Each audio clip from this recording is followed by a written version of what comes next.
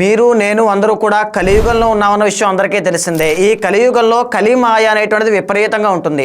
మనో నిగ్రహం లేకపోవడం కానీ, వ్యసనాలకి బానిస అవ్వడం కానీ, ఆవేశము కానీ, కోపము కానీ, నెగిటివ్ ఎనర్జీ కానీ, ఇప్పుడు ఉండేటువంటి యూత్ కావచ్చు, ఎవరికైనా సరే ఎఫెక్ట్ అయ్యేటువంటిది కలిమాయ రూపంలో ఇవే కనబడుతూ ఉంటాయి.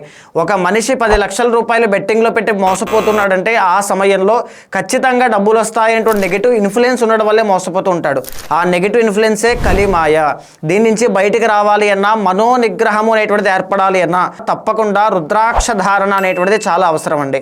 రుద్రాక్ష అంటే రుద్రుడి యొక్క కంటి నుంచి వచ్చినటువంటివి, కన్నీళ్లతో సమానం అన్నమాట. అంటే శివుడు తపస్సు చేసుకుంటున్నప్పుడు కరుణామయ రూపంతో ఆయన ఉన్నప్పుడు ఆయన కంటి నుంచి వచ్చినటువంటి కన్నీళ్లు భూమి మీద పడగా అవి మొక్కలుగా పైకెత్తి మనకి రుద్రాక్ష పళ్ళగా కనబడుతూ ఉంటాయి.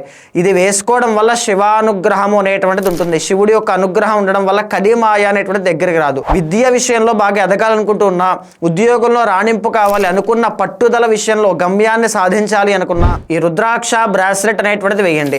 ఇది ఆల్రెడీ శివాలయంలో అభిషేకం చేసి అమ్మవారి వద్ద కుంకుమార్చన చేసి వచ్చేటువంటి బ్రాస్లెట్లు. ఖచ్చితంగా ఇది వేసుకున్న తర్వాత తెలియనటువంటి ప్రశాంతత, పాజిటివ్ ఎనర్జీ తప్పకుండా కలుగుతాయి.